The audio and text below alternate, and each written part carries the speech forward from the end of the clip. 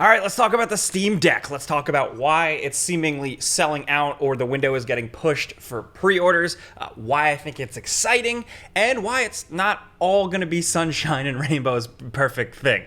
This is partially me talking about this after the announcement, the pretty big announcement, and the dust settling, and also maybe like a little bit of a victory lap for your boy, because nobody listened to me when I made a video like a couple of weeks back saying that this thing was going to be a big deal when it was a rumor, and I talked about it on the Game Ranks Friday show, and some of you guys had my back, but some of you were like, nah, Jake, no way, this thing's going to be stupid. I don't trust Valve. Valve always puts out shitty hardware. And now look, everybody's excited about this thing, and the window now for when you pre-order them is pushed to multiple quarters into 2022, and it seems like there's a lot of general excitement from scalping, from illegal sales on eBay that are getting knocked off. People are selling their reservations, so to speak. It's pretty nuts, and it's interesting to see a fervor around this type of thing, specifically because the idea has been out there. Like I've been saying, Valve didn't invent this, but Valve has the money and the know-how and the backing of something like SteamOS and Steam Marketplace itself to really make this thing like go out there, blow up. I've tested the Aya Neo. There's also the GDP Win 3. So there's a lot of things out there, and the potential for this type of device, I think, is really important for a specific type of consumer. And I like that Valve and Gabe, and which I want to call it the Gabe boy. I know other people are probably making that joke. What other unoriginal jokes do I have? Finally, you can worry about your Steam backlog on the go. I'm a hack. But what I was saying was essentially Steam and Valve are concerned about what this is going to do for the PC gaming ecosystem, which this is a smart move, number one, because PC gaming is bigger than it's ever been. Gaming money and people wise is bigger than it's ever been, but specifically for PC gaming and the fact that now they can kind of make sub-markets, sub-genres of PC gaming, and I think in a lot of ways this is a pretty fun and exciting way to get some people into PC gaming because it's pretty affordable, and it seems like Valve has really priced this aggressively to reflect that. It's got a good amount of power to it, and for some people this might be their first access to PC gaming. Now, you might argue that that might not be ideal. I am inclined to agree with you, but there's a lot of people out there. For me, my PC broke for years and I didn't have the money to fix it, but I had a Steam account, and every once in a while I would still get a new Steam game, and I'd be like, one day I'm going to have a PC and I'm going to play these games. So I can't really be the only person out there. There has to be some people who got some games for free or got a code or something, and they're itching to play PC games, or just itching to play PC games in general, and now they're going to be able to do so. It is essentially an affordable PC with the fact that it does have the capability to plug into a keyboard and a mouse and a monitor and play PC games like the PC gods intended. Granted, it's not completely designed for that, like 100%. The experience isn't going to be amazing, but you're still going to be able to take advantage of a lot of PC games, a lot of indie games, and just mouse and keyboard games that you may not have otherwise been able to. And in terms of accessibility and people's first PC, it's going to be SteamOS based, and the way Valve has talked about that, you're not going to worry about drivers or any PC stuff. You're just going to update the software, and that's really it. But for people like us, if you're watching, most likely, you do get the consumer freedom of choice. Valve is usually pretty good with this type of stuff. It's going to be completely open, and you're going to be able to put Windows on it and do whatever you want and run whatever you want, which is very, very nice and makes it even more enticing, maybe even to like a subset of people. Can you imagine the emulators, dude? Oh my God. Oh. I mean, there's a lot of devices where we do this already, but this device just seems perfect for it. Speaking of device, though, first impressions of the design of the hardware itself, because I love hardware. Like, it's exciting. I love just talking about this stuff. I like kind of like being the first-time adopter, even if it makes me broke. The hardware itself seems pretty much what I would expect. That screen for the power, it's technically 720. I think it's fine. I actually think that the button placement, this is like an unpopular opinion, but I actually think the button placement and the way it's designed is not atrocious. At first glance, you look at it and you go, "Ugh, who designed that? Why are the buttons here? Why are the thumbsticks here?" The way I look at it is that the closest thing it really is to me is the Wii U gamepad, which I had the same reaction to, but ultimately found it to not be super uncomfortable. I thought it was totally fine. And I think with the way that's going to work, specifically, is thanks to the back. There's depth to the back grippies. I don't know what you call them. The back parts here.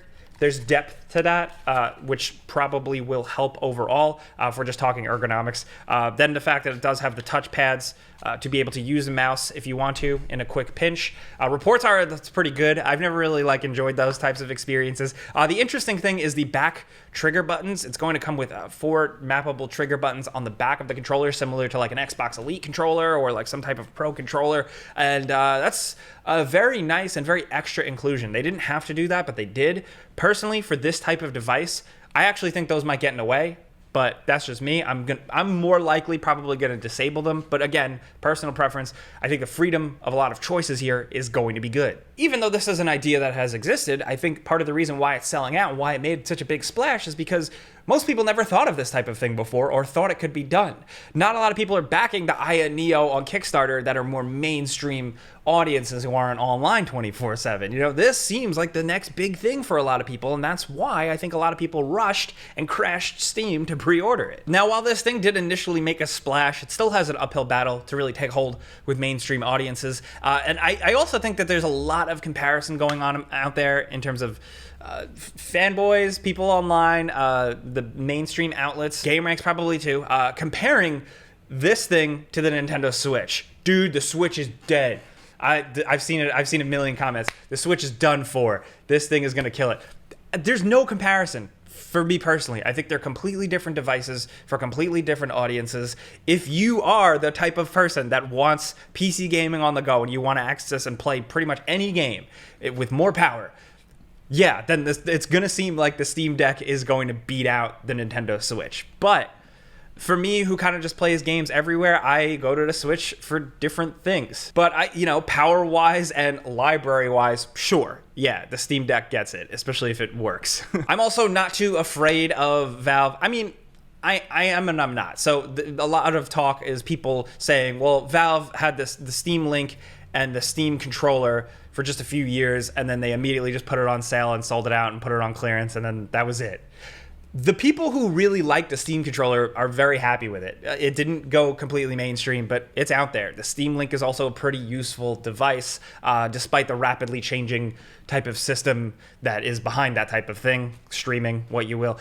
But those are the only real examples for me other than Steam boxes or Steam machines that are Valve kind of downers. Steam machines in particular, I look at Valve learning from that.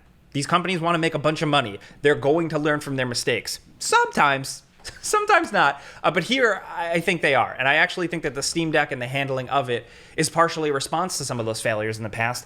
And also, I was an HTC Vive user. I jumped in with Valve, HTC Vive, and I still have my Vive. I still use it occasionally. And I found the hardware. I found what Valve has done pursuing VR hardware without HTC. I found Valve's support of the backend with Steam VR, with the infrastructure and everything, to be pretty great and fairly consistent, at least for me. So I have faith that they are going to give this thing the honest, genuine shot, and it's not just going to be this easy to dismiss failure like the Steam box, the Steam machine, this.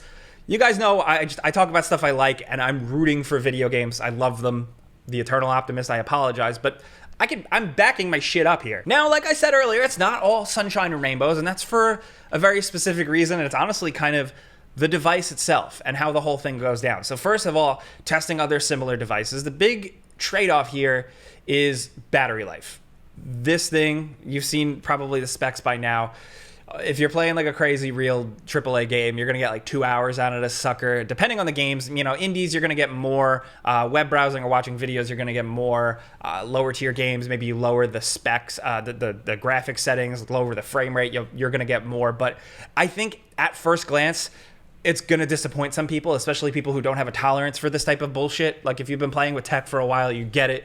But it's not going to last as long as your Switch, probably. It's not going to last as long as your phone, obviously. And I think that's going to throw some people off. And part of the reason that this thing might face an issue is because it is, again, just a PC. It's hardware. It's got a chipset. It's got fans. It's got to distribute the heat. It's got to do all that. It's not upgradable. You can't really technically seemingly put a new chipset in it. You can't upgrade things here. You can add an SD card slot, a micro SD card slot, which is really nice. But besides that, this thing can and eventually will become obsolete. That's how these things go. It's inevitable. But on the flip side, when you also have the rise of like streaming, right, where like I can stream a game to my phone in good quality if I actually have a good internet connection. I'm personally still not into that. I don't like that. I don't have good internet pretty much anywhere I go, thanks to modern infrastructure in New York. But my personal taste aside, I'm not into it. You can't deny that companies are gunning. They're putting all their money into it. The future is going towards at least some sort of streaming service. Maybe not full time, but as an alternative. People are really liking Xbox streaming and stuff like that. So it's essentially you have to have a power-hungry, chunky device or streaming something to your phone. And right now, I don't think it's a big deal. You can easily, clearly choose one or the other depending on your preference. If the streaming grows, I think it might be more of an issue. And this whole concept of having fans, battery, chips, RAM, hard drive, like on a little device, burning through games, that's in danger of becoming antiquated if streaming technology evolves faster. So what's gonna win out? Are powerful hardware devices gonna get smaller and more efficient? Or is cloud streaming and ISPs gonna grow faster? I don't know, but like it's an interesting question. Overall, I don't think it will fail, but even if it does, I think people will still look back at this device and say, that's a cool device. I use that for emulators, or I play my indie games on it, or I do a round of Spelunky on it, or whatever. And I don't think that's a bad thing, especially considering the fact that like it doesn't cost $1,000. And for some people, again, it's going to be like their first PC, which is insane. It's a weird world. I can't believe Valve is actually doing this. I'm glad that the rumors were true. I'm glad that I got kind of what I wanted. So I just wanted to hash that out with you guys because it's something for me. Like it's a device that I love. I've specifically wanted this for a long time. The way I play games, the way I want to play games, the way I have all my stuff on Steam, the cloud saves, I go around, I run around, I play here. I love it. Whether or not it's going to last forever, whether or not this type of concept is going to last forever, if this is going to be the start of a big new thing, I don't know. Valve seems to be betting on it. Valve seems to think that still just cramming hardware, PC tech into a plastic device is going to be a thing. So I'm on board. I pre-ordered it immediately the second it went live, and I'm curious to see what you guys think. Are you about this? Are you not about this? That's really it. But I also just want to know like what you think about the deeper stuff. You know, the emulation, the OS, the way you're going to be able to play games on the thing. There's a lot of reading into it, and not everything is going to be compatible in certain ways. It seems like they're doing a lot of good work to make pretty much almost everything playable, which is huge, but that's still a whole other discussion. So I do want to hear from you about that. I want to hear your thoughts on the physical hardware, the ergonomics, the button layout. Everybody's got a hot take on that, so let me know. Now, if you like hanging out with me and just hanging out and talking about things I like, clicking the like button helps me a ton. I would really appreciate that. These videos are also viewer supported on YouTube memberships, the join button down there, and Patreon, patreon.com/Jake Baldino. You can get some early access to some videos, so thank you if you've had my back already, but if you're just watching, thank you very much. This was fun. I'm Jake Baldino. You can subscribe because video games, pizza's on me.